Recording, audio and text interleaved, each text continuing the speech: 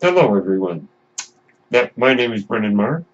That noise you're hearing is my ventilator. And welcome to Mynock Monday on Page Turners They Were Not, my Star Wars podcast. Today we celebrate Star Wars. That's what our Mondays are for. To talk about the things that are motivating and positive and uplifting about that galaxy far, far away. Today I would like to talk about the marvelous special effects of the original Star Wars trilogy.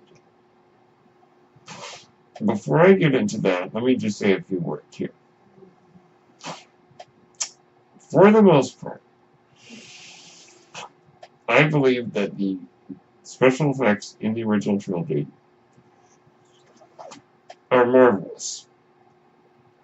And many of them, I think, even hold up today.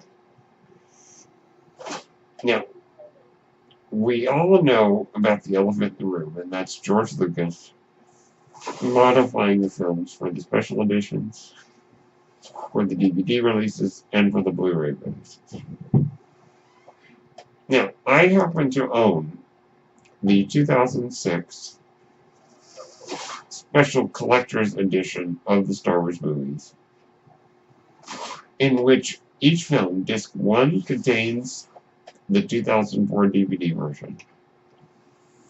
Disc 2 contains the unaltered original version. There is just one hang-up with the original version, and that is they have not been given a proper digital remaster. Almost as if George Lucas and others begrudgingly released them. Now, I don't know that for sure, and we're not here to bash on George Lucas's decisions. The debate about whether or not he has the right to do that is a debate for another day, probably for Tuesdays. Now, I think that most of the special edition changes where the special effects actually look worse than how the original trilogy looked. There are a few mods to be made that I like, but I think it would be very nice, I don't know if this will ever happen, to get a sort of a set for the movies where each particular version is available. The original version, the special edition, the DVD release, and the Blu-ray. And you can choose which one you want to watch. Now, I doubt this will ever happen. Now, apparently, and I may be wrong, Fox has owned the distribution rights to the original trilogy. Now that Disney has bought Fox, Disney will no doubt have those rights. The question many fans have is, are we going to get the unaltered versions in a nice, cleaned up, digital remastered version? I don't know, but it would be nice. Now let's talk about these wonderful special effects. Now, if I were to say which of the three movies has the quote-unquote worst special effects, it's probably the original film, due to the fact that it was made on a shoestring budget. They still pulled off some incredible work, given the limited budget, given the fact that George Lucas had to create a special effects company. Thankfully, he found some good, eager young space cadets willing to do it. Some special effects nuts down in Van Nuys, California. And created, of course, Industrial Light and Magic, which to this day is one of the great special effects companies in the world. And were unrivaled, I think, until Weta Workshop came along with Lord of the Rings. Now, I really wanted to focus today on the special effects, particularly Return of the Jedi. Because I believe of the three films, Return of the Jedi has the best special effects. Let's talk about the big one, the one that is always on my mind, and that's the Battle of Endor. Now, if I am not mistaken, the only change that George Lucas made that I can identify to the Battle of Endor was that exploding ring coming out of the Death Star when it blew up. Spoiler alert. That's the only change that is identifiable. Everything else is just merely a, digital cleanup, more or less. But even in its original form, it looked incredible. I mean, let's just talk really quick about the AT-STs. Those are the little chicken walkers, they're called, that the Empire uses on Endor. You're dealing with these done in, I believe, go motion, which is a modified form of stop motion. But never for a moment is it done in a way that you recognize that it's fake. We're not talking Jason and the Argonauts here. We're not talking, the old Sinbad movies with the good old Harryhausen stop motion, which was incredible, don't get me wrong, but might have been distracting in Star Wars. And just thinking of some of the shots, such as when the walker walks up and its hatch opens and it's Chewbacca inside. Now Han's like, Chewie, get down here, she's wounded. Wait, I got an idea. But you see, as I recall, the AT-ST walking toward Han and Leia. You see the top part of the AT-ST. And never for a moment do you doubt that that's a real thing. It's incredible.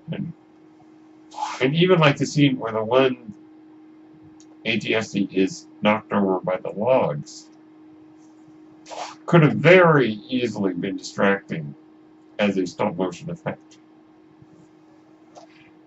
But actually ends up looking pretty good.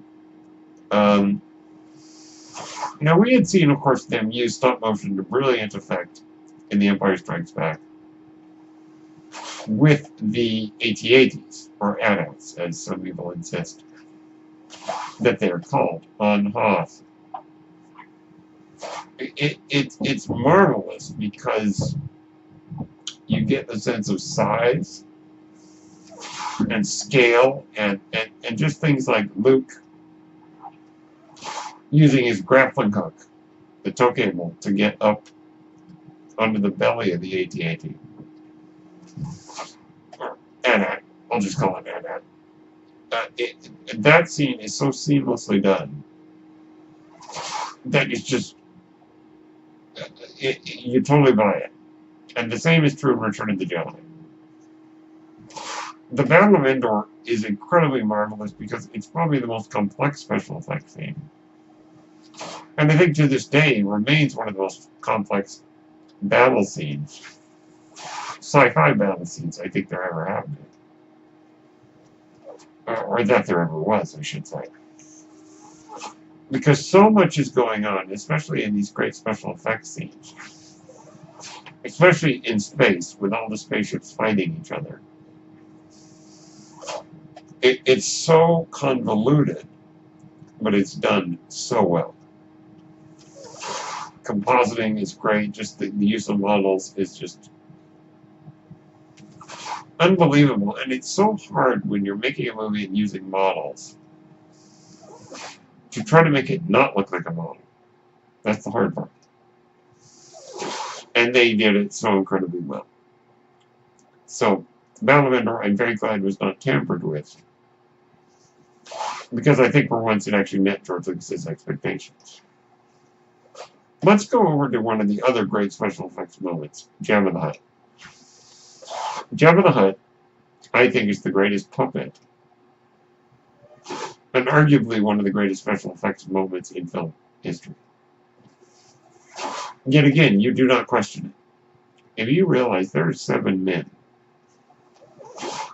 or people, I'm not sure if there were women, I hope there were,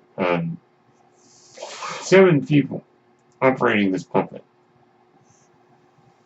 Jabba is so real.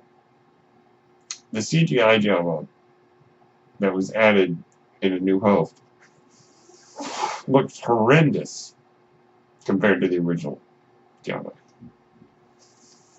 The original Jabba is so believable, so lifelike. And I believe that when they were making the film, the director, Richard Marquand, would actually give his directions to Jabba directly, as if Jabba were a person. It's so incredibly believable. Yoda, of course, as you see in The Empire Strikes Back, and then, of course, his death scene in Return of the Jedi. Yet again, one of the most marvelous special effects creatures of all, because you're dealing with one of the major characters of Star Wars. Yoda had to work. Because if Yoda did not work as a character, then that's the death of Star Wars.